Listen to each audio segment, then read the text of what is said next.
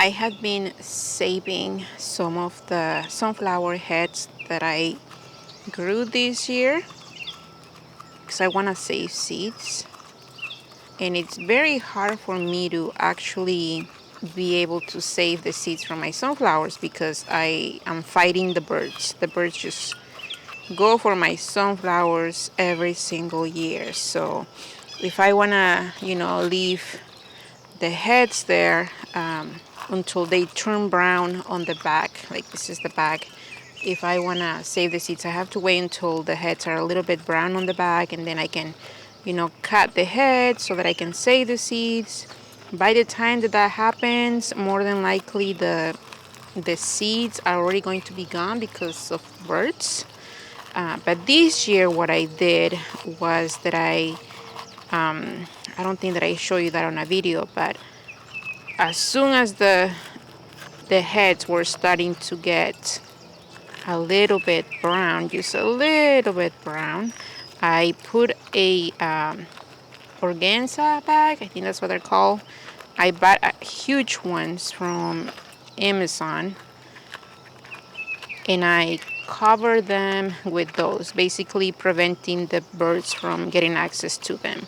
And when these heads were already ready, nice and brown, as I'm showing you here, then that's when I took them off of the plants. And this year, finally, I am able to get some seeds.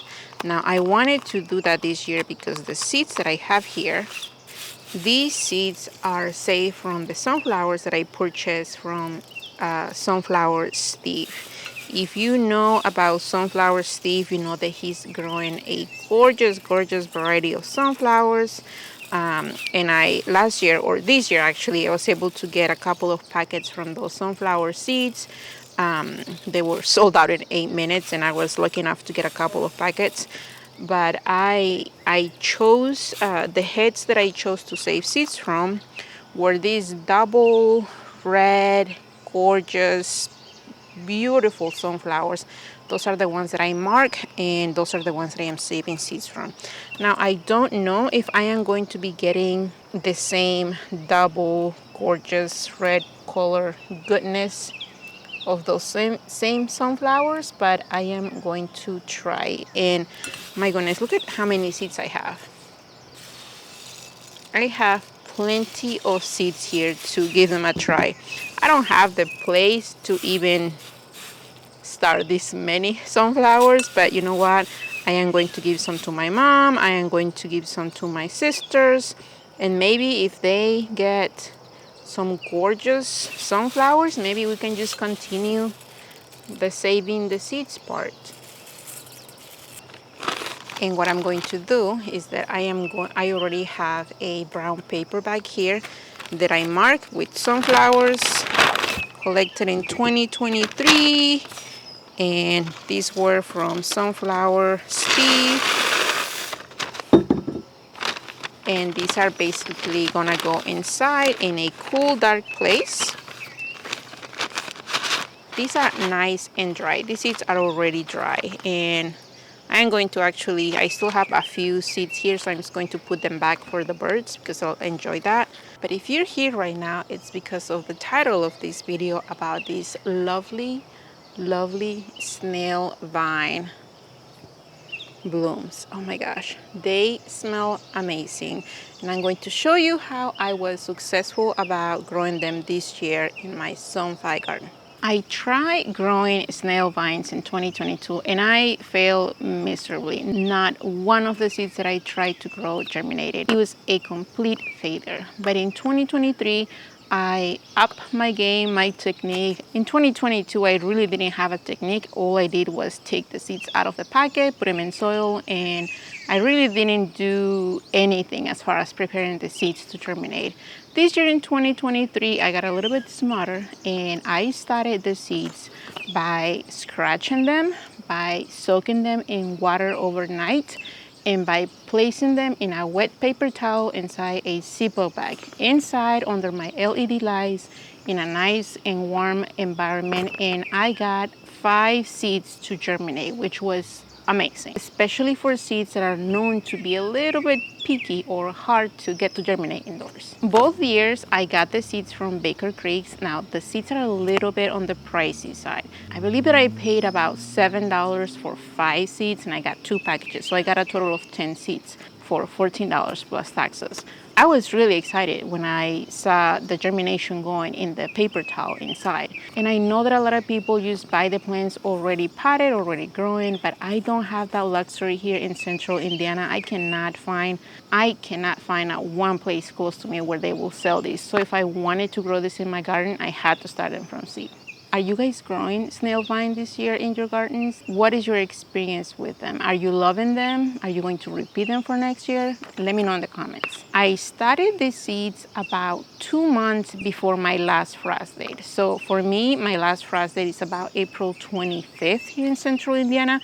Although we're not really safe until the first week of May to take things outside like tomatoes and peppers and all of those things.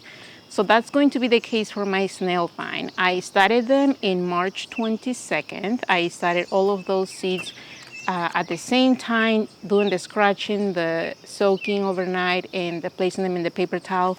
And I got 5 seeds to germinate. I placed those seeds in 2.5-inch containers indoors in regular potting mix. I didn't go with the seed starting mix. I put them straight into potting mix. And they did amazing. They started growing. They didn't really require much from me. I even took a cutting from one of them, from one of the bigger vines inside, and I tried to root that, and it did work. I did have an extra plant from a cutting that I took from one of them. I did move them eventually a few weeks later. I did move it into a bigger container because I noticed the roots were really growing out of their 2.5-inch containers, and that's basically all I did. I did not fertilize. I did not add anything special to them. The only thing that I did for those seedlings was provide water, a nice warm room, and quality light from my LED lights. These snail vines are only a tender perennial in zones 9 through 10, which is what, like the south of Florida. So they are annuals for my zone 5 here in central Indiana. And even though they are a tropical from Central America, they really prefer a little bit of shade from my experience from the 1 year that I have grown them. So if you have a somewhat partial shade, partial sun area in where you want to grow this, I think that they're going to do okay for you.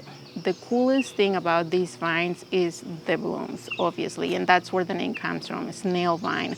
The blooms are these gorgeous pinkish, bluish, whitish color bloom that they start in the shape of a snail and then they open up into these gorgeous blooms. The blooms are also very fragrant, and the fragrance is not something that I am super familiar with. I cannot tell you exactly what they smell like, but to me, they smell like baby powder. I don't know. I just love that smell. I have 2 places in my garden where I am growing these snail vines. One is in the ground, and then another one is in a container. It's a small container, about maybe 3-5 gallons, if that big. And definitely the ones in the ground are doing a lot better. Let me show you the one that I have growing by the window box. As I mentioned, I took these guys out, completely out into the outdoors around the first week of May. So they started growing here. They did beautifully.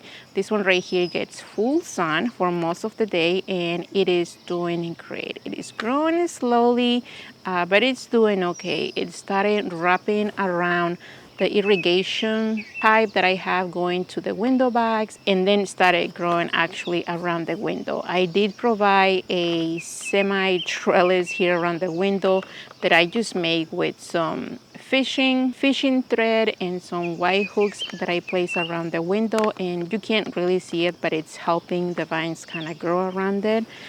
I do have to be honest and say that these guys right here are a little bit on the smaller side compared to the ones that I have growing in the ground. But regardless, they are growing, they are giving me foliage, they're doing amazing.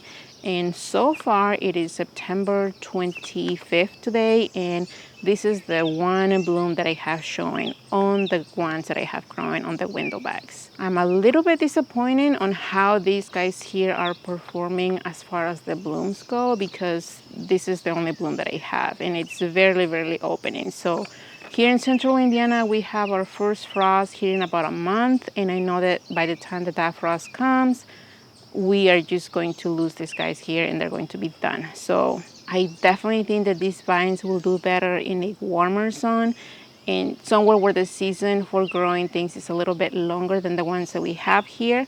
But if I wanted the foliage, if I wanted to grow these here again, this will definitely do great.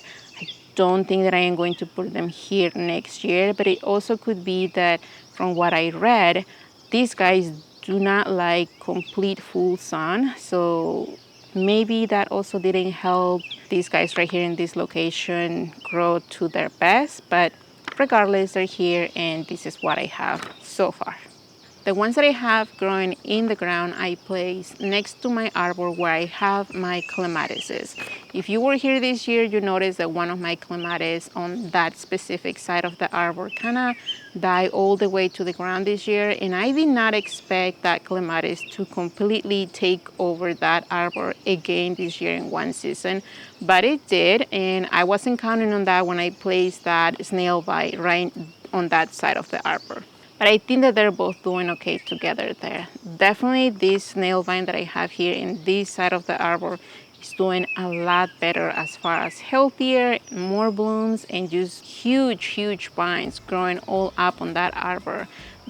It is said that these vines can reach up to 10 feet tall, which in my opinion, if you have the space, definitely put a bunch of these plants together in one place, because being the first year that I'm growing these vines here, I wasn't sure how vigorous they were going to be. So I only placed 2 vines on this side of the arbor. Looking back, I wish that I would have placed all of the seedlings that I had in this area, because it would have been a little bit more of a wow factor.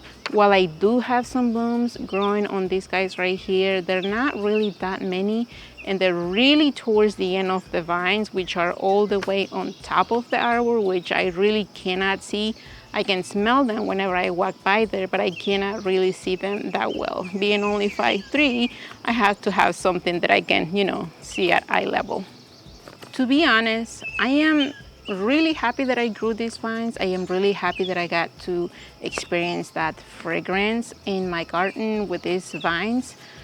I don't think that it's going to be one that I repeat next year. Like I said before, I think that this vine will do great if it's growing in a place where it has a longer growing season. Maybe in a zone 7, it will be better growing outside than here in a zone 5, at least in my experience. Now, if I had the space to give them, if I have a huge area, maybe a fence where I could just grow these guys, I will definitely grow them again. But being that I don't really have the space here in my small garden to give them to, to use experience and trying to get them growing again, I am just not going to grow them again. I hope that this video was helpful for you guys, and if you are thinking about growing snail vines, I wish you the best with them. Thank you for being here, and until the next time.